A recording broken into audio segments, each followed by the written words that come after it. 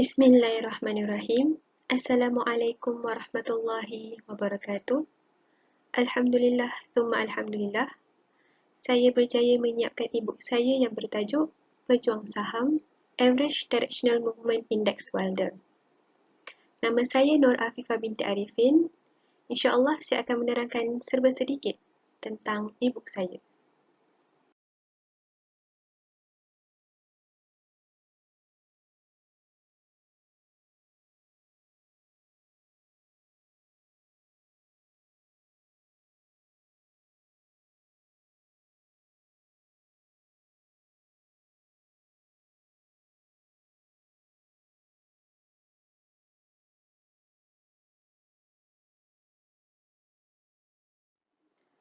Untuk pengenalan, Average Directional Index pada mulanya direka oleh Wells Wilder untuk carta harian komoditi, tetapi kemudian diubah suai supaya ia boleh digunakan di pasaran lain dan untuk pelbagai tempoh masa. Pengubahsuaian ini membolehkan ADX menjadi indikator untuk mengesan kekuatan trend pasaran dan menganalisis trend dengan bantuan tambahan indikator arah. ADX adalah indikator khusus yang digunakan oleh penganalisis teknikal dan pelabur untuk menentukan kekuatan trend. Trend ini boleh sama ada naik atau turun, yang ditunjukkan oleh dua petunjuk yang sering mengiringi ADX, iaitu penunjuk arah positif yang biasanya dikenali sebagai positif TI. Penunjuk arah negatif dikenali sebagai negatif TI. Hal ini kerana ADX dibentangkan dengan 3 garis berasingan melambangkan setiap indikator. Setiap garisan digunakan untuk membantu menilai pelaburan sama ada ia perlu diambil dalam jangka masa pendek atau panjang. ADX juga diplotkan sebagai satu garis dengan nilai dari paras rendah sifar hingga paras tertinggi 100. ADX tidak menentukan sesuatu arahan tetapi ia mencatatkan kekuatan trend sama ada harga trend naik atau turun. Indikator biasanya diplotkan dalam tertingkat yang sama dengan dua DMI di mana ADX diperolehi seperti rajah 1.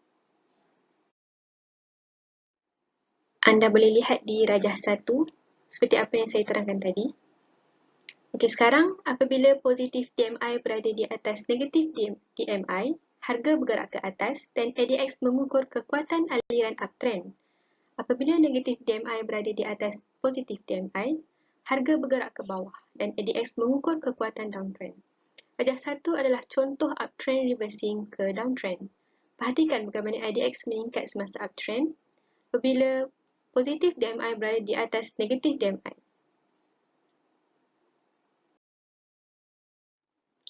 Apabila harga reverse, negatif DMI crossing di atas positif DMI dan ADX meningkat lagi untuk mengukur kekuatan downtrend.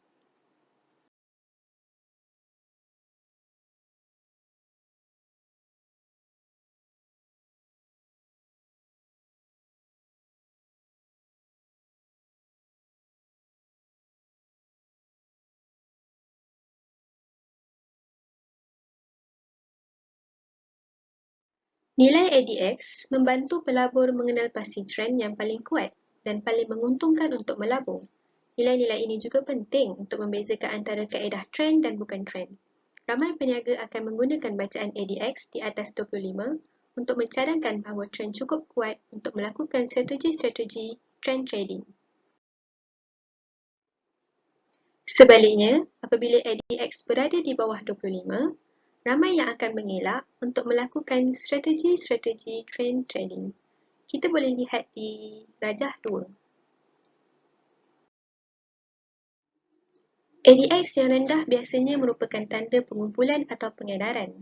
Apabila ADX berada di bawah 25, untuk lebih daripada 30 bar, harga memasuki keadaan zulat dan corak harga lebih mudah untuk dikenal pasti. Harga kemudian bergerak ke atas dan ke bawah antara resistance dan support untuk mencari faedah selling dan buying. Dari keadaan ADX yang rendah, harga akhirnya akan tercetus menjadi trend. Rajah 3 menunjukkan harga bergerak dari harga ADX yang rendah kepada uptrend dengan ADX yang kukuh.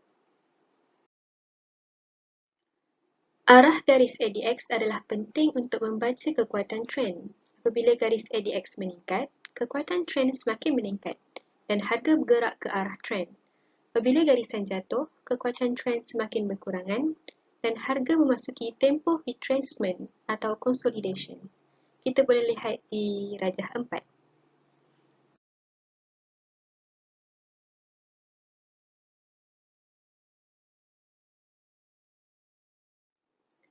Salah faham yang biasanya berlaku adalah garis ADX yang jatuh bermakna trend tersebut berlaku reversing. Garis ADX yang jatuh hanya bermakna bahawa kekuatan trend semakin lemah, tetapi ia biasanya tidak bermakna trend tersebut berlaku reversing, melainkan terdapat climax harga. Selagi ADX berada di atas 25, adalah lebih baik untuk berfikir tentang garis ADX yang jatuh kerana lemah, seperti di rajah 5. Seterusnya, kaitan harga dan ADX. Penganalisis dan pelabur jarang menggunakan indikator ADX secara sendiri.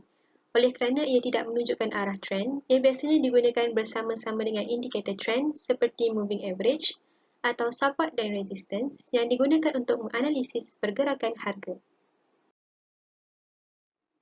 Sebagai contoh, aplikasi yang ideal menggunakan indikator trend dalam kombinasi dengan ADX akan menjadi contoh di mana harga security telah dilaburkan dalam julat dengan harga support dan resistance yang jelas, tetapi kemudian memecahkan julat pelaburan itu dengan trading melalui support dan resistance. Jika harga breakout disertai dengan bacaan ADX yang meningkat serta menunjukkan kehadiran trend, maka itu akan membentuk indikator yang mengesahkan breakout. Bagi seorang pelabur, dia akan meneruskan pelaburan tersebut ketika breakout. ADX juga boleh menunjukkan momentum divergence. Apabila harga menjadi higher high dan ADX menjadi lower high, terdapat divergence negatif atau non-confirmation. Secara umum, divergence bukan isyarat untuk reversal, tetapi sebaliknya amaran bahawa momentum trend berubah. Ia mungkin sesuai untuk mengukuhkan lagi stop loss atau mengambil keuntungan separa. Bila-bila masa, trend boleh mengubah aksara. Sudah tiba masanya untuk menilai atau menguruskan risiko. Divergence boleh membawa kepada trend continuation, consolidation, correction atau reversal seperti di rajah 6. Seterusnya, penggunaan ADX yang strategik. Harga adalah isyarat tunggal yang paling penting pada carta. Baca harga dahulu, kemudian baca ADX dalam konteks harga. Apabila sebarang indikator digunakan, ia harus menambah sesuatu di mana tidak dapat diberitahu dengan harga sahaja. Sebagai contoh, trend terbaik meningkat daripada tempoh penyatuan julat harga. Selain itu, breakout berlaku apabila terdapat crossing antara pembeli dan penjual pada harga di mana berlaku keseimbangan pengeluaran dan permintaan. Sama ada ia lebih banyak pengeluaran daripada permintaan atau lebih banyak permintaan daripada pengeluaran, ia adalah perbezaan yang mewujudkan harga momentum. Tambahan pula, breakout tidak sukar untuk dilihat, tetapi mereka sering gagal untuk maju atau akhirnya menjadi perangkap. Walau bagaimanapun, ADX memberitahu bila berlaku breakout yang sah dengan menunjukkan ADX yang cukup kuat untuk harga menjadi trending selepas breakout. Apabila ADX meningkat dari bawah 25 ke atas 25, harga cukup kuat untuk meneruskan breakout. Sekarang cara untuk setting ADX di TradingView. Yang pertama, masuk ke platform TradingView dan pilih satu saham. Sebagai contoh, saya memilih Hibiscus Petroleum Berhad. Kemudian, klik carta bersiri penuh dan akan terpapar carta untuk Hibiscus Petroleum Berhad. Seterusnya, klik di bahagian penunjuk dan strategi. Type Average Directional Index pada bahagian search atau cari dan terus tekan klik. Akhir sekali, garisan ADX akan muncul di bahagian bawah carta bersiri penuh. Ringkasnya, Average Directional Index adalah alat yang hebat untuk analisis teknikal dan menentukan kekuatan trend, sama ada ia naik atau turun. Pasangkan ia dengan indikator lain untuk menganalisis trend dan mencari masa yang baik untuk membuat pelaburan untuk diberikan status pasaran.